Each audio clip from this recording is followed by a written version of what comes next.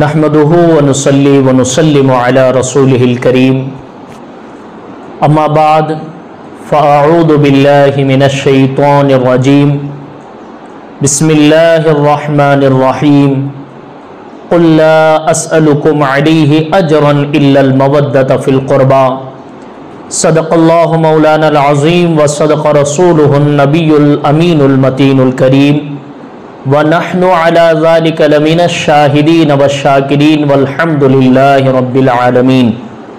मौलाया सल्लि व सल्लिम दाइमन अबदा अला हबीबिका खैरिल खल्क़ि कुल्लिहिम मुनज़्ज़हुन अन शरीकिन फ़ी महासिनिही फ़जौहरुल हुस्नि फ़ीहि गैरु मुनक़सिम फ़मबलगुल इल्मि फ़ीहि अन्नहु बशरुन व अन्नहु खैरु खल्क़िल्लाहि कुल्लिहिम। मौलाया सल्लि व सल्लिम दाइमन अबदा अला हबीबिका खैरिल खल्क़ि कुल्लिहिम। ताज़दार सुखन अल्लामा हसन रहमतुल्लाहि ताला अलैहि फरमाते हैं, अहले बैते अतहार की शान में लिखते हैं, आप कहते हैं किस ज़बान से हो बयाने मदह खाने अहले बैत, किस ज़बान से हो बयाने मदह खाने अहले बैत, मदह गोए मुस्तफ़ा है मदह खाने अहले बैत, उनकी पाकी का खुदाए पाक करता है बयां, उनकी पाकी का खुदाए पाक करता है बयां, आये तत्हीर से ज़ाहिर है शान अहले बैत, और बे इजाज़त उनके घर जिब्रील भी आते नहीं, बे इजाज़त उनके घर जिब्रील भी आते नहीं, कद्र वाले जानते हैं कद्र शान अहले बैत,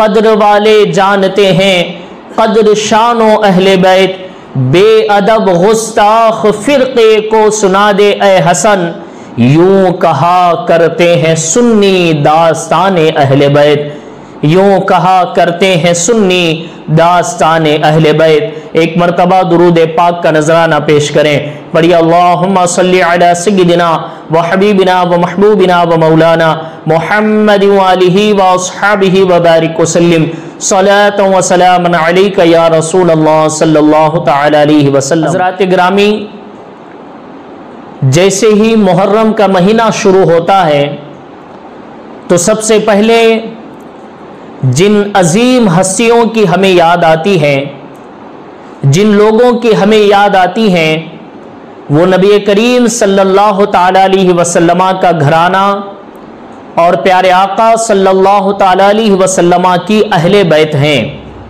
क्योंकि इस महीने में अहले बैत ने जो कुर्बानियाँ दी है, नबी के ख़ानदान वालों ने जो कुर्बानियाँ दी हैं, अपनी जान की कुर्बानी हो, अपने बच्चों की कुर्बानी हो, अपने भतीजों की कुर्बानी हो, अपने भांजों की कुर्बानी हो, अपने भाइयों की कुर्बानी हो, हर एक की कुर्बानी देकर अहले बैत ने माह मुहर्रम में दीन मुस्तफ़ा की हिफाजत फरमाई और नबी करीम सल्लल्लाहु ताला अलैहि वसल्लम की शरीयत की हिफाजत की। इसीलिए जैसे ही मुहर्रम का महीना शुरू हो जाता है, वैसे ही हमें अहले बैत अतहार की याद आ जाती है, नबी के घर वालों की याद आ जाती है, नबी के ख़ानदान वालों की याद आ जाती है। आखिरकार अहले बैत अतहार से हमें मोहब्बत क्यों करना है, अहले बैत अतहार की शान क्या है, नबी के ख़ानदान वालों के, नबी के घर वालों की अज़मत क्या है, आज के बयान में हम सुनने जा रहे हैं। जैसा कि हमने इससे पहले के वीडियो में कहा था, इससे पहले के मैसेज में कहा था कि इंशाअल्लाह ताला हमारा पहला मुहर्रम का जो बयान होगा वह अहले बैत की शान में होगा, और जो दूसरा बयान होगा वह मौला अली की शान में होगा, तीसरा बयान जो होगा वह हज़रत फ़ातिमतुज़ ज़हरा के शान में होगा, जो हमारा चौथा बयान होगा इमाम हसन की शान में, और जो पांचवा बयान होगा इमाम हुसैन रदी अल्लाह ताला अन्हु की शान में होगा। और फिर उसके बाद बाकी के जो 5 दिन बचे हैं इंशाअल्लाह ताला उन दिनों में हम करबला का वाक़िया बयान करेंगे कि करबला का सफ़र कैसे शुरू हुआ اور پھر اس کے بعد کربلا کا سفر کیسے ختم ہوا، یہ قافلہ پھر مدینہ کیسا پہنچا، انشاءاللہ تعالی ہم پوری باتیں سنیں گے۔ لیکن آج ہم سب سے پہلے اہل بیت کی شان سننے جا رہے ہیں، نبی کے خاندان والوں کے، نبی کے گھر والوں کی عظمت کیا ہے، یہ سننے کے لیے جا رہے ہیں۔ قرآن کریم میں اللہ تعالیٰ پارہ نمبر 25 سورۃ الشعراء اور آیت نمبر 23 میں اللہ تعالیٰ ارشاد فرماتا ہے قُلْ لَا أَسْأَلُكُمْ عَلَيْهِ أَجْرًا إِلَّا الْمَوَدَّةَ فِي الْقُرْبَى۔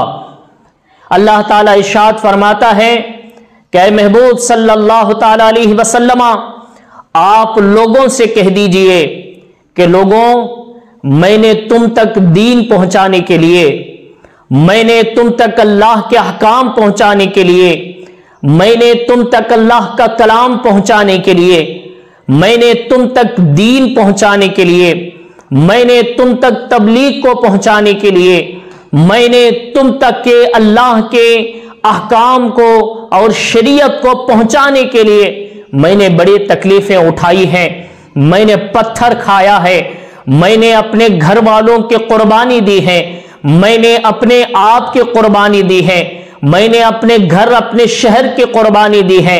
اے نبی صلی اللہ تعالی علیہ وسلم، آپ لوگوں سے کہہ دیجئے جو میری محنتیں ہیں، جو میری مشقتیں ہیں، جو میری تکلیفیں ہیں، ان تکلیف کے بدلے میں تم سے کچھ نہیں مانگتا، ان مصیبتوں، پریشانیوں اور ان امتحانات کے بدلے میں تم سے کچھ نہیں مانگتا، ہاں ایک چیز مانگتا ہوں، وہ یہ ہے کہ تم اہل بیت سے محبت کرو، تم میرے گھر والوں سے محبت کرو۔ اے ایمان والو، میں تم سے کچھ نہیں مانگتا، صرف اپنے گھر والوں کی محبت مانگتا ہوں، اپنے خاندان والوں کی محبت مانگتا ہوں، اپنے قرابت داروں کی محبت مانگتا ہوں۔ اے اہل ایمان، میری اہل بیت سے محبت کرو۔ معلوم ہوا اس آیت کریمہ سے کہ اہل بیت سے محبت کرنے کا حکم خود اللہ تعالیٰ دے رہا ہے، اہل بیت سے محبت کرنے کا حکم خود پروردگار عالم دے رہا ہے، تو ہمیں ہمیشہ اہل بیت اطہار سے محبت کرنی چاہیے، کیونکہ یہ قرآن کا حکم ہے۔ جب یہ آیت کریمہ نازل ہوئی، جب یہ آیت اتری، تو نبی کریم صلی اللہ تعالی علیہ وسلم کی بارگاہ میں صحابہ کرام پہنچے۔ صحابہ کرام نے کیا کہا، اس آیت کو سن کر کیا عرض کیا؟ معجم الکبیر میں امام طبرانی حدیث نمبر 2641 میں، اور اسی طریقے سے مجمع الزوائد میں امام حیثمی نے کتاب التفسیر میں ایک حدیث لائی ہے۔ اس آیت کریمہ کے تحت لکھتے ہیں کہ جب یہ آیت کریمہ نبی نے پڑھا تو صحابہ کرام نے عرض کیا کہ یا رسول اللہ صلی اللہ تعالی علیہ وسلم، یا رسول اللہ، ومن قرابتک ہؤلاء الذین وجبت علینا مودتہم۔ صحابہ کرام نے عرض کیا کہ حضور، جن سے محبت کے تعلق سے قرآن کہہ رہا ہے، جن گھر والوں کی محبت کے تعلق سے قرآن حکم دے رہا ہے، جن قرابت داروں کے تعلق سے قرآن حکم دے رہا ہے، یا رسول اللہ، ان قرابت داروں سے مراد کون ہے؟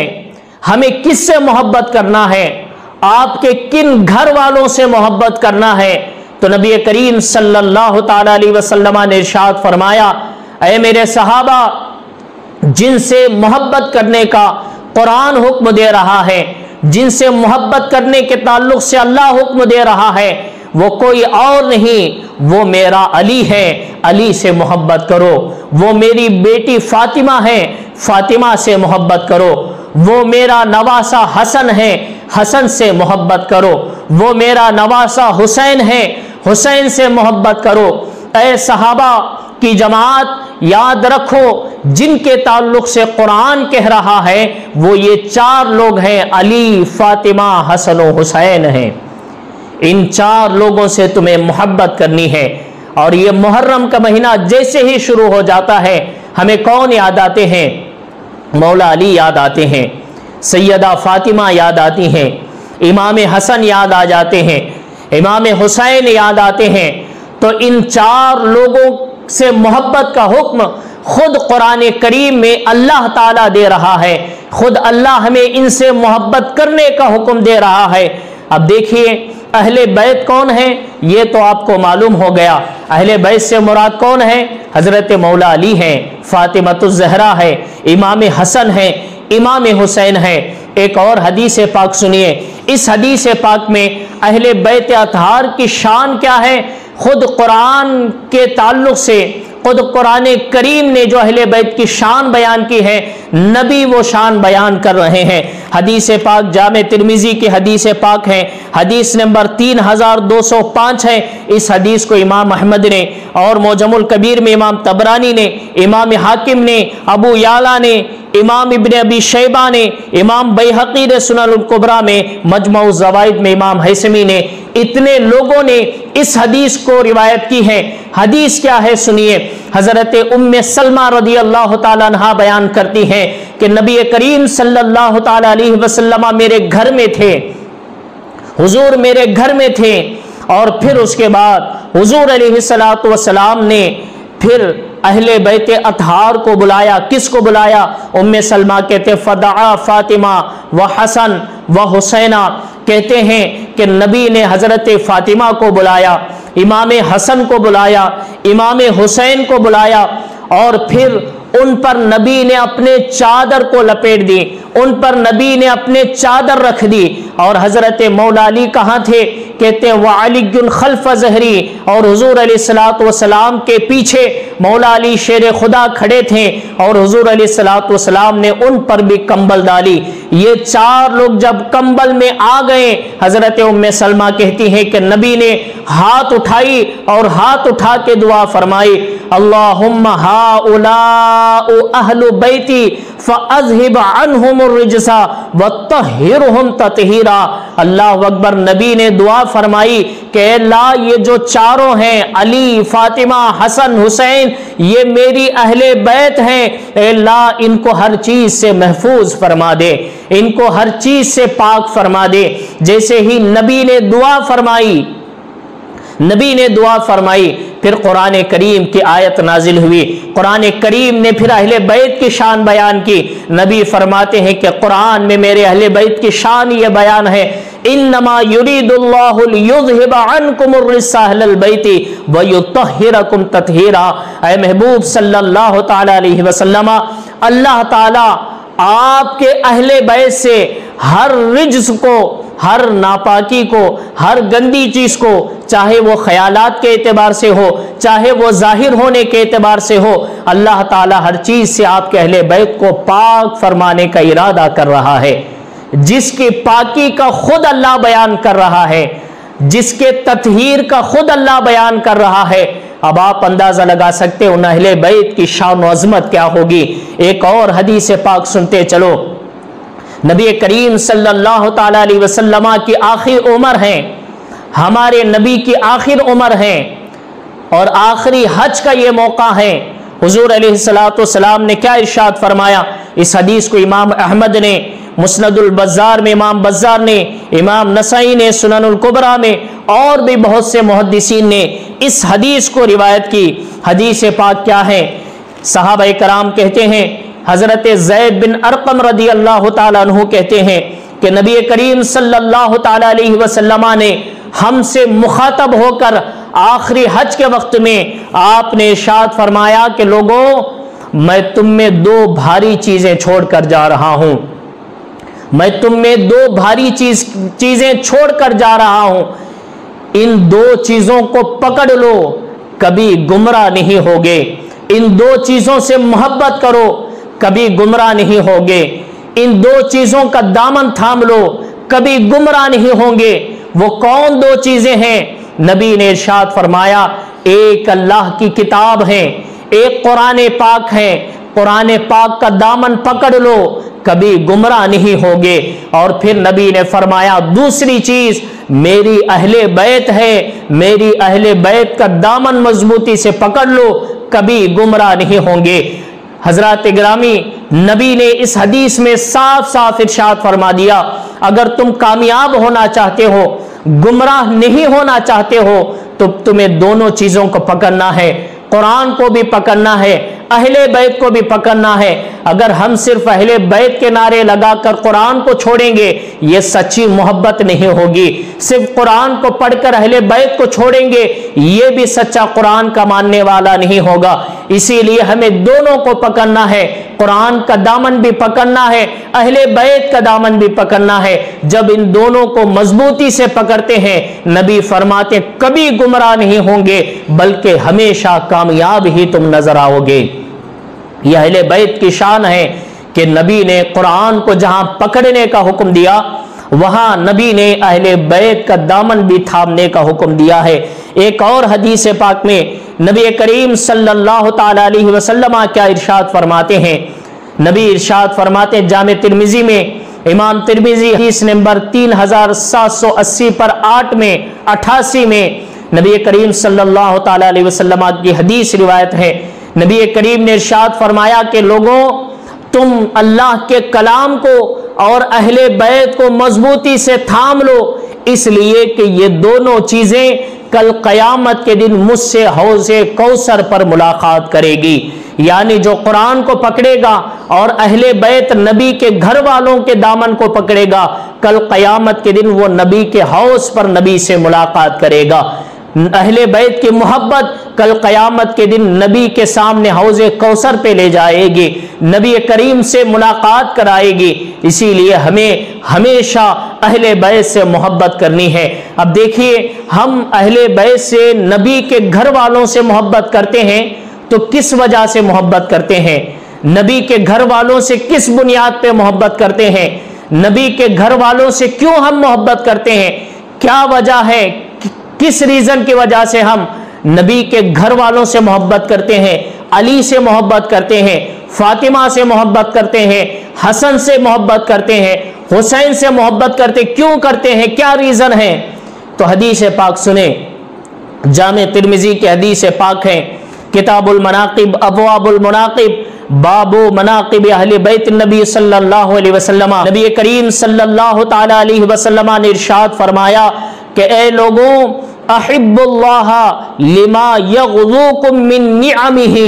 نبی ارشاد فرماتے لوگوں، اللہ سے محبت کرو اس لیے کہ وہ تمہیں نعمتیں دیتا ہے، اس لیے کہ وہ تمہیں اپنے خزانے دیتا ہے، اس لیے کہ وہ تمہیں زندگی گزارنے کے لیے سانسیں دیتا ہے، وہ تمہیں زندگی گزارنے کے لیے زمین پہ مکان دیتا ہے، وہ تمہیں زندگی گزارنے کے لیے کھانے پینے کی نعمتیں دیتا ہے۔ اللہ سے محبت کرو اس لیے کہ وہ تمہیں نعمتیں دیتا ہے۔ پھر نبی ارشاد فرماتے ہیں وَأَحِبُّونِي لِحُبِّ اللَّهِ، اور مجھ سے محبت کرو اس لیے کہ میں اللہ کا محبوب ہوں، میں اللہ کا حبیب ہوں۔ مجھ سے محبت کرو کیونکہ میں محبوب خدا ہوں، میں محبوب ہوں اس خدا کا جو تمہیں نعمتیں دیتا ہے۔ تو ہمیں نبی سے محبت اللہ کی محبت کی وجہ سے کرنی ہے۔ پھر نبی ارشاد فرماتے ہیں وَأَحِبُّ أَهْلَ بَيْتِي لِحُبِّي، اور میرے گھر والوں سے محبت کرو، میری اہل بیت سے محبت کرو اس وجہ سے کہ وہ میرے محبوب ہیں، اس وجہ سے کہ وہ میرے حبیب ہیں، ان سے میں محبت کرتا ہوں اس لیے تم بھی محبت کرو۔ علی سے میں محبت کرتا ہوں تم بھی محبت کرو، فاطمہ سے میں محبت کرتا ہوں تم بھی محبت کرو، حسن سے میں محبت کرتا ہوں تم بھی محبت کرو، حسین سے میں محبت کرتا ہوں تم بھی محبت کرو۔ یہ جو علی، فاطمہ، حسن، حسین کی محبت ہیں کن کی وجہ سے ہیں؟ نبی کی محبت کی وجہ سے ہے۔ اگر کوئی آدمی نبی سے محبت کرے اور پھر یہ کہے کہ میں علی، فاطمہ، حسن و حسین سے محبت نہیں کرتا، تو یاد رکھیں یہ نبی کی سچی محبت نہیں ہے۔ نبی کی سچی محبت وہ ہے کہ نبی کی محبت میں علی، فاطمہ، حسن و حسین سے محبت کریں۔ آخری حدیث میں سنا رہا ہوں، اس کے بعد ہم اپنے تقریر کو ختم کریں گے۔ اگر ہم اہل بیت سے محبت کرتے ہیں، علی سے، فاطمہ سے، حسن سے، حسین سے محبت کرتے ہیں، تو پھر یہ محبت کا صلہ ہمیں کیا ملے گا؟ یہ محبت کا ہمیں قیامت کے دن کیا برکتیں اس کی ملے گی؟ قیامت کے دن ہمیں کیا کامیابی ملے گی؟ اللہ اکبر۔ تفسیر کبیر میں امام رازی نے لکھا اور امام قرطبی نے بھی اپنے تفسیر میں، اور اسی طرح امام ثعلبی نے تفسیر ثعلبی میں لکھا ہے، کیا کہتے ہیں کہتے ہیں کہ نبی کے اہل بیت، نبی کے گھر والوں سے جو محبت ہے وہ محبت کا صلہ کیا ملے گا؟ نبی کے گھر والوں سے محبت کرتے ہیں تو اس محبت کی برکتیں ہمیں کیا ملے گی؟ اللہ اکبر، کہتے ہیں من مات علی حب آل محمد مات شہیدا۔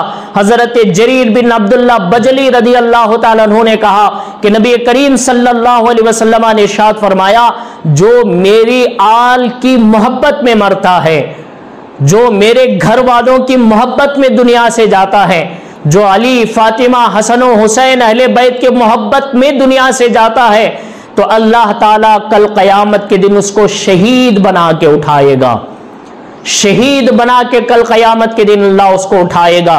پھر نبی ارشاد فرماتے وَمَن مَاتَ عَلَى حُبِّ آلِ مُحَمَّدٍ مَاتَ مَغْفُورًا لَهُ، جو آدمی میری اہل بیت کے محبت میں دنیا سے جاتا ہے، میرے آل سے محبت کرتے کرتے دنیا سے جاتا ہے، اس آدمی کو اللہ تعالیٰ دنیا سے اٹھنے سے پہلے پہلے اللہ اس کی بخشش فرما دیتا ہے، اس کی مغفرت فرما دیتا ہے۔ پھر نبی ارشاد فرماتے من مات علی حب آل محمد مات تائبا، نبی ارشاد فرماتے ہیں جو میری اہل بیت کے محبت میں انتقال ہوتا ہے، جو میری اہل بیت کے محبت میں دنیا سے جاتا ہے، اللہ تعالیٰ اس کو توبہ کی توفیق دیتا ہے اور اس کی توبہ قبول ہوتی ہے، اس کے بعد اس کو موت آتی ہے۔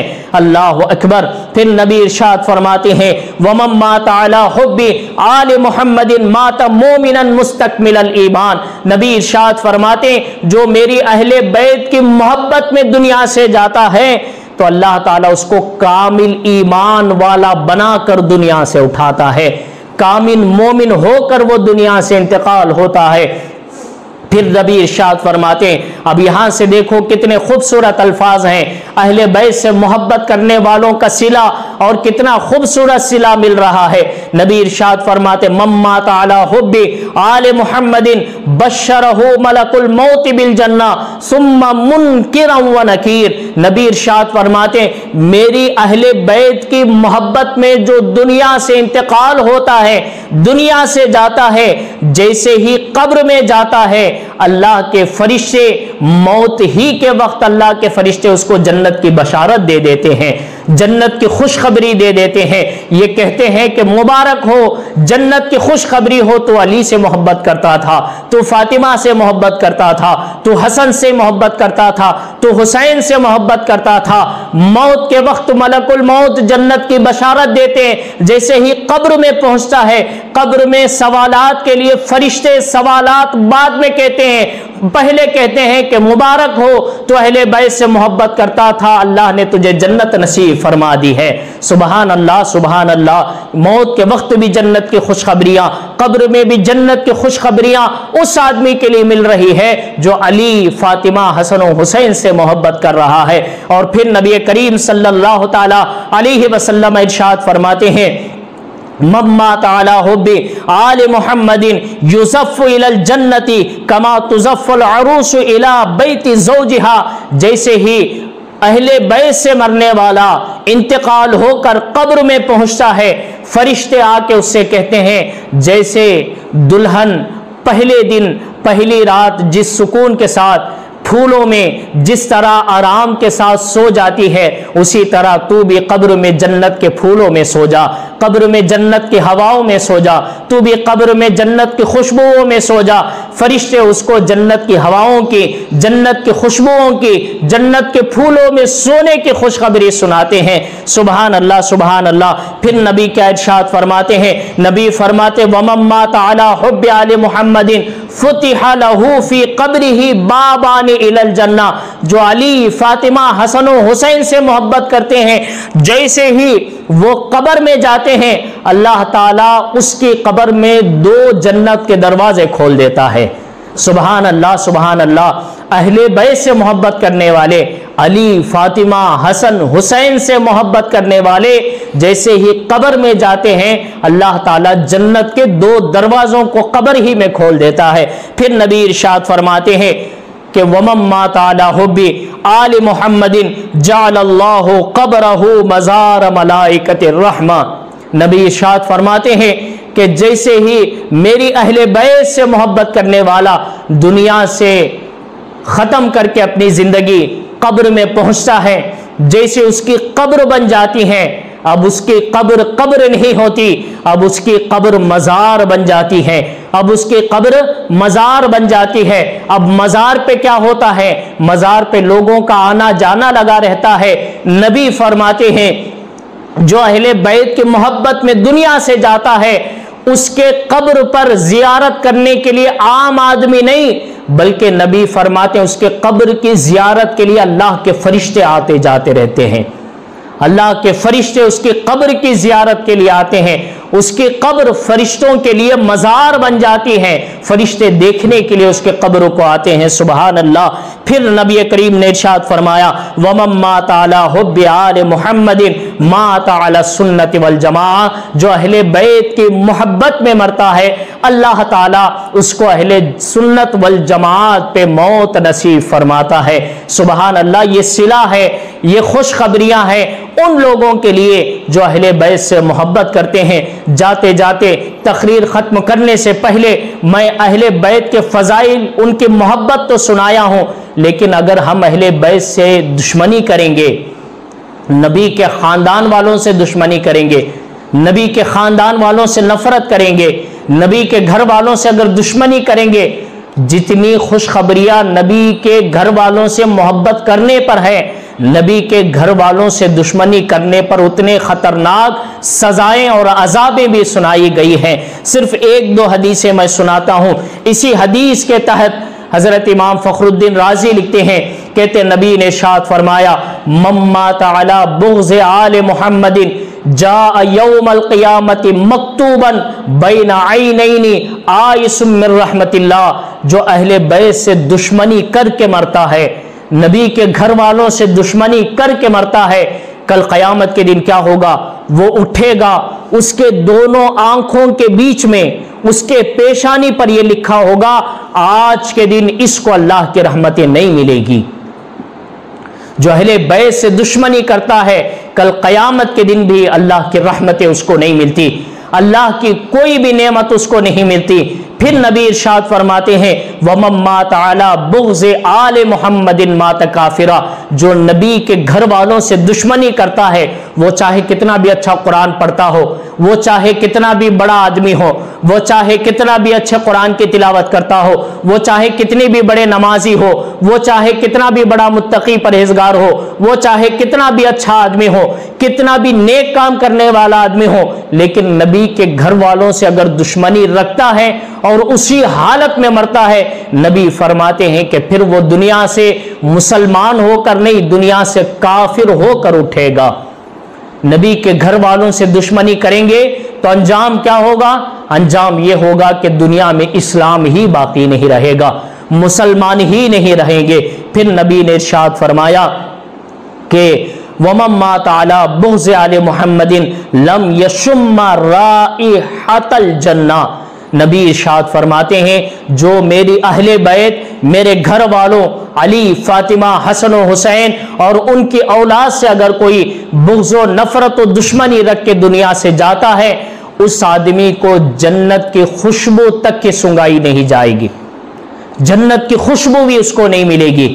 اسی لیے ان تمام حدیثوں سے، قرآن کی آیتوں سے ہمیں یہ بات سمجھ میں آتی ہے، ہمیشہ جب تک ہم زندہ ہیں، اللہ نے ہمیں سانسیں دی ہیں، اللہ نے ہمیں یہ زندگی عطا کی ہے، ہمیں ہمیشہ نبی کے گھر والوں سے محبت کرنا ہے، ہمیں اہل بیت سے محبت کرنا ہے، علی سے، فاطمہ سے، حسن سے، حسین سے، ان کی اولاد سے، سادات سے، نبی کے گھر والوں سے ہمیشہ محبت کرنا ہے۔ جو نبی کے گھر والوں سے محبت کرتا ہے اللہ اس کو دنیا میں بھی کامیاب کرتا ہے، اللہ اس کو آخرت میں بھی کامیاب کرتا ہے۔ اللہ سے دعا ہے اللہ تعالی ہم تمام کو اہل بیت سے محبت کرنے کی توفیق عطا فرمائے۔ اللہ سے دعا ہے اللہ تعالی ہمیں مرتے دم تک کے علی، فاطمہ، حسن و حسین سے اور سادات سے، اہل بیت سے سچی محبت کی توفیق عطا فرمائے۔ وآخر دعوانا الحمد للہ رب العالمین، استغفر اللہ ربی من کل ذنب واتوب الیہ۔